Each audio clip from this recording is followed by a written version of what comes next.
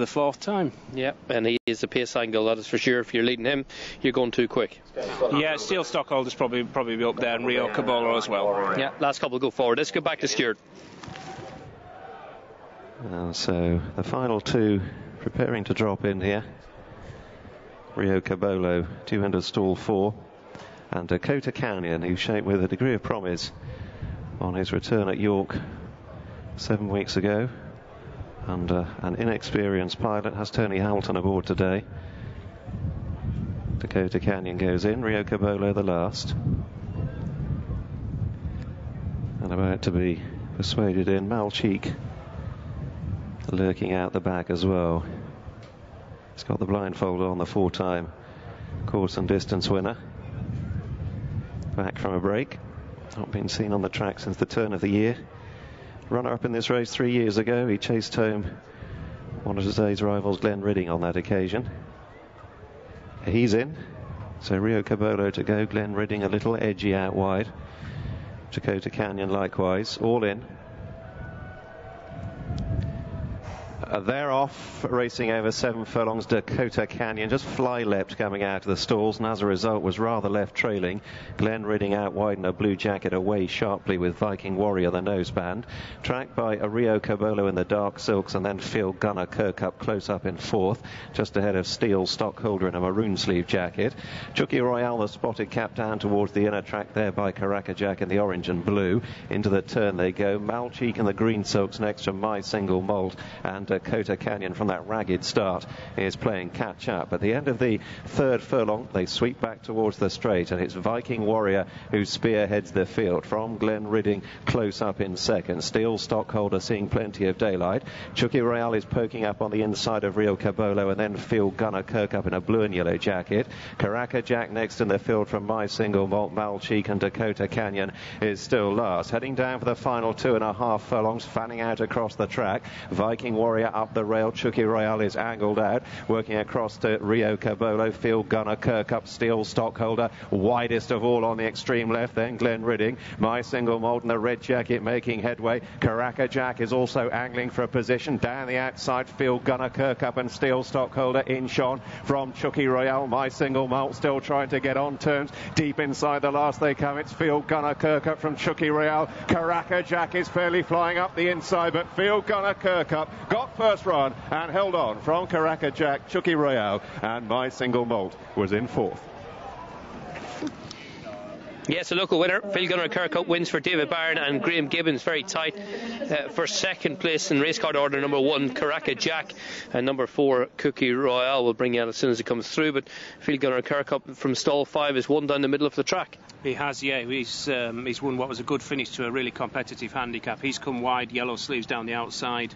Viking Warrior towards the far side. He's led. He set sail for home. You've got Chucky Royale as well, and David Nichols, he's run a Karaka Jack. Just got tapped for a bit of speed when he eventually did get daylight. He's run on strongly, but Phil Gunner Kirkup, he's got first run and he's got away. 2nd place was number 4 Cookie Royale has held on in 2nd. Karaka Jack in 3rd. Just watching Karaka Jack, first impression, I think he probably wants to be back up to a mile. You would, yeah, I'd agree with that. It's sharp 7 round here, but he's run on strongly, whereas the winner's got first run down the outside, and he's caught with the ground well. Number 1 Karaka Jack, number 4 number 3 My Single Malt.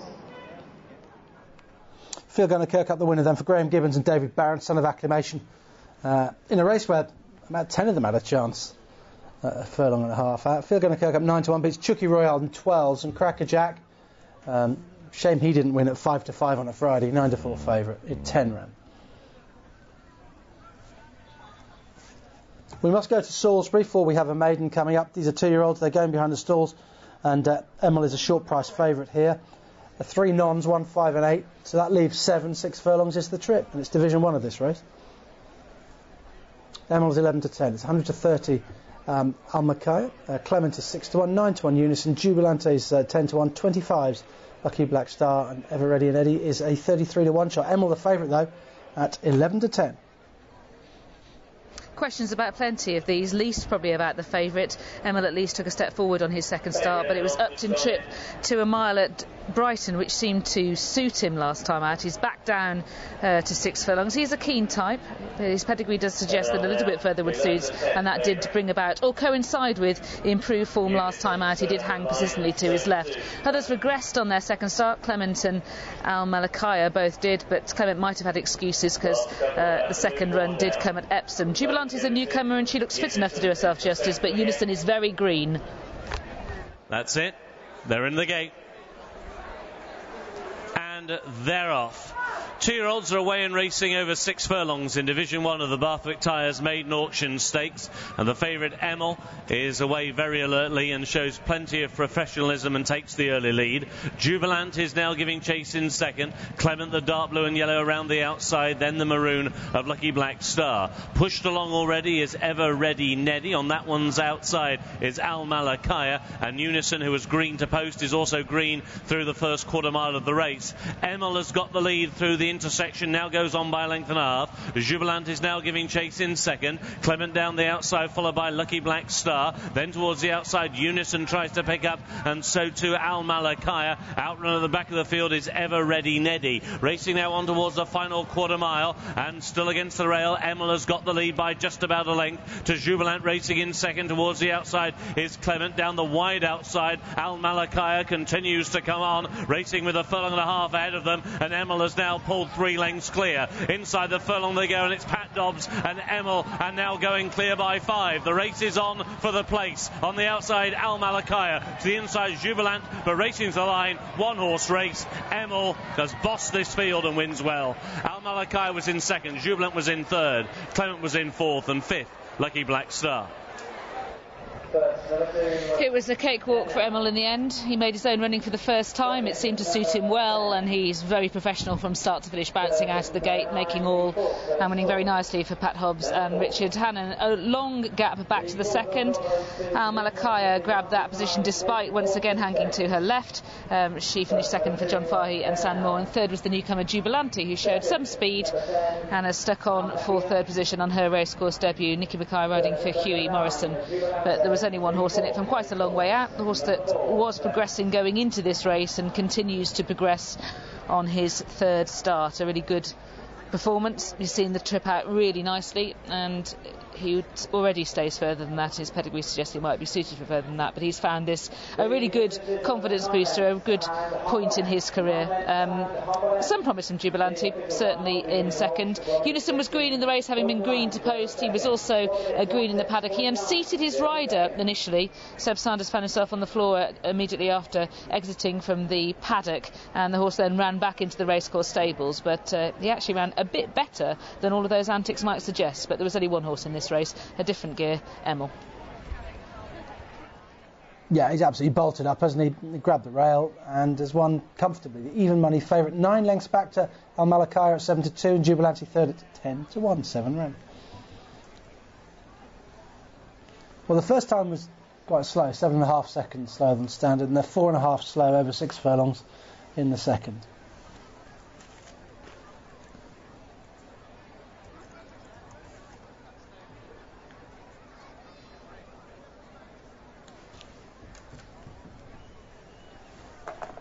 Okay, we need to get to Sandown now. It's a fillies event here. It's a maiden mile, 13 of them. Non-runner 9, and Kieran Fallon rides number 5 for Zana, replacing Patrick Hills.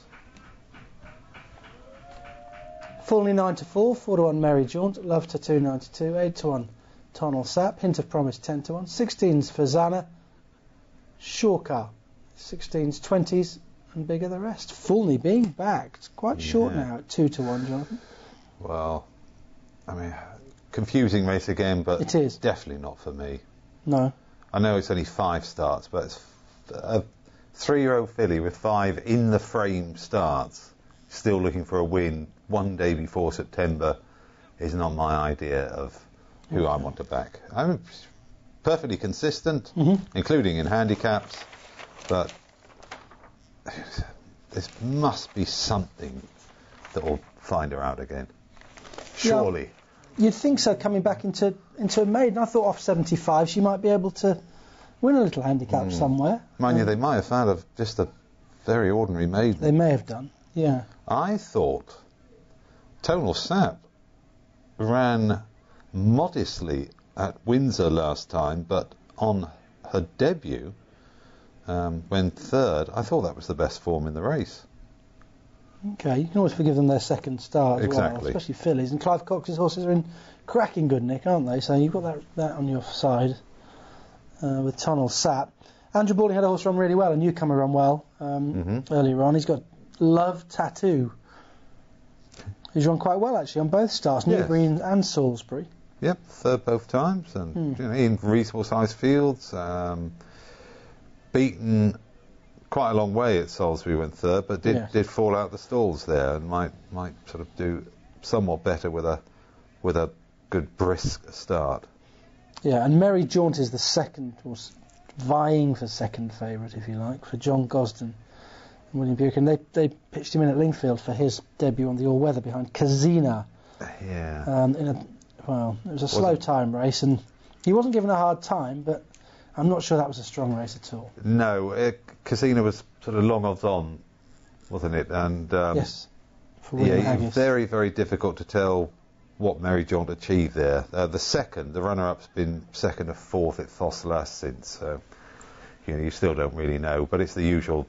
Well, it was John Gosden second time out. They invariably improve. Yeah, but she's going to have to.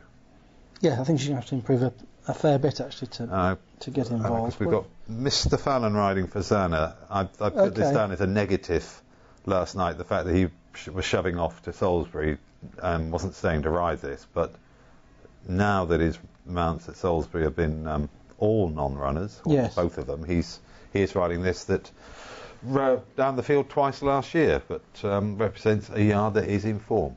Yeah, and keep an eye on Hint of Promise, the Beat Hollow filly for Roger Charlton and James Doyle, because a little bit of money for her, and she's got quite a nice pedigree, so she's worth just keeping an eye on to see how she gets on here. But Fulney's the favourite and quite well supported. That relatively exposed, but nothing really being backed against the Love Tattoo, second best with Merry Jaunt somewhat on the drift. Looks like there's a couple more to go. Let's go and rejoin Simon. Yes, not too many of these really catching the eye in the parade ring. Love Tattoo going to be the last in.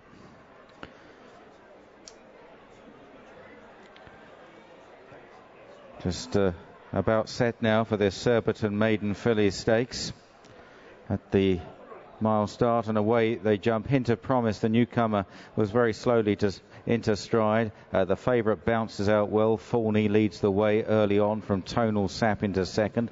Merry Jaunt in the pink cap is third. Love Tattoo is towards the inside of Shawker and Any Other Day. Midfield runners include Fazana with Who's That Chick. Then after these, Cowslip, who's ridden along. Elsie Bay on stage is further back in the field. Then Mohair, and lastly the slow starting Hint of Promise. Nearing the end of the back straight, and Fulney and Dane O'Neill cutting out the pace from Tonal Sap in second on the outside of Merry Jaunt. Shawker in the blue and white jacket in fourth place just ahead of Love Tattoo. They're followed then by Any Other Day, and Fazana, the yellow jacket, Kieran Fallon towards the outside in seventh place. They're further back Who's That Chick together with Elsie Bay as they round the turn with about 4 furlongs left to cover. At the back of the field are Mohair, the hard ridden cow